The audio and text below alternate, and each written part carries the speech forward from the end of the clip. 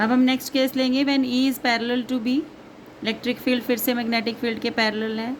Charge particle भी हमने parallel ही डाला है इनके, लेकिन हमने अभी इसकी कुछ वेलोसिटी रखी है, इनिशियल वेलोसिटी। अब जो चार्ज पार्टिकल है वो जब हमने पैरेलल डाला तो जो उस पर इलेक्ट्रिक फील्ड फोर्स लगाएगी वो क्यू ई के इक्वल लगाएगी।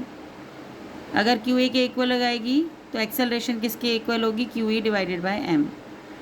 तो v is equal to u plus a t होता है। यहाँ से हम फाइनल वेलोसिटी निकालेंगे जब हमने इसको कुछ इनिशियल वेलोसिटी दी है।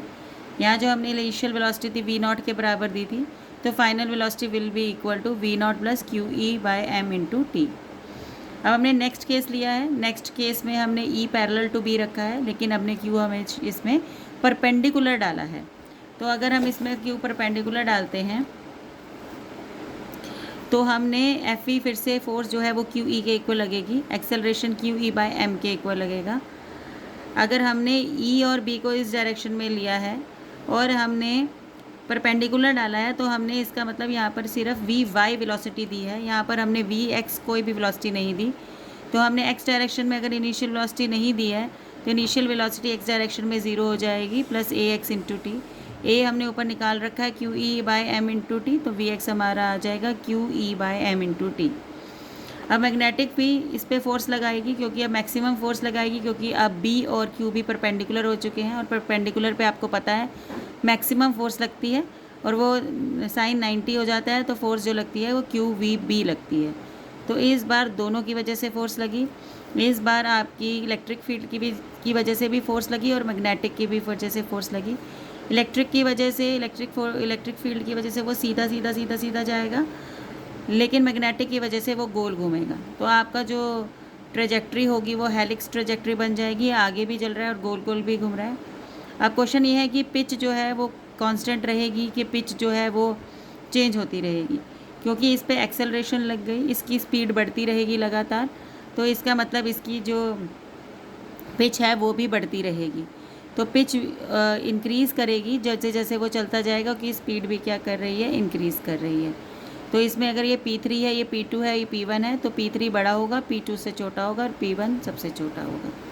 अब हम नेक्स्ट केस करते हैं। अब हमने E और B फिर से पैरेलल ही लगा रखी हैं, लेकिन अब हमने V जो है वो एंगल थीटा पे डाला है, V नॉट इनिशियल वेलोसिटी। अब इनिशियल वेलोसिटी अगर V नॉट डाली है हमने, तो इसके दो कंपोनेंट होंगे, V नॉट कॉस थीटा और V नॉट साइन थीटा। अब V नॉट के दो component V not cos theta और V नॉट साइन थीटा है, तो इसके पास दोनों ही हैं, एक्स डायरेक्शन में भी वेलोसिटी है और वाई डायरेक्शन में भी वेलोसिटी है। तो अगर ये इलेक्ट्रिक फील्ड लगी है चार्ज पार्टिकल पे, तो उस पर फोर्स लगेगी ही लगेगी, that is equal to Q E. तो acceleration Q E by M हो जाएगा। जो हमारे पास वी एक्स है is equal to U X plus A x into T. पिछले वाले केस में हमने सिर्फ वाई एक्सिस में डायरेक्शन में वेलोसिटी दी थी, इधर दोनों हैं हमारे पास, एक्स भी है और वाई भी है। तो इनिशियल जो है एक्स में हो जाएगी V naught cos theta plus A की value Q E by M into T. अगर हम यहाँ पर मैग्नेटिक फील्ड की बात करें, मैग्नेटिक फील्ड पे ये वाला तो वी नॉट कॉस थीटा तो इसके पैरेलल है, और पैरेलल बी पे कोई असर नहीं दिखाता है, पैरेलल वेलोसिटी कोई फोर्स नहीं लगाता है। तो इस पर फोर्स कौन सा लगाएगा, परपेंडिकुलर वाला लगाएगा, वी नॉट साइन थीटा और बी।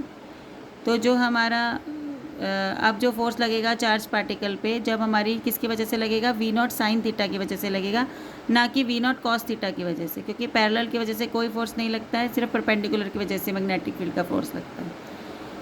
तो सिर्फ फोर्स कौन लगा रहा है, वी नॉट साइन थीटा जिस पे फोर्स लगा रहा है, और v not sine theta force लगा रहा है, तो ये गोल गोल घूम जाएगा। तो अब जो इलेक्ट्रिक फील्ड है वो से स्ट्रेट मूव कर रही है और बी जो है वो से गोल गोल घुमा रहा है। तो अभी फिर से हमारा जो ट्रेजेक्ट्री बनेगी, ये से स्ट्रेट लेके जाने की कोशिश कर रहा है और जो बी है वो गोल घुमा रहा है, तो हमारे फिर से हेलिक्स बनेगी। अब हेलिक्स बनेगी क्योंकि इस पर एक्सेलरेशन लगी हुई है, वेलोसिटी लगातार बढ़ती जाएगी, तो पिच भी हमारी कांस्टेंट नहीं रहेगी, पिच भी क्या रहेगी, हमारी वेरिएबल रहेगी।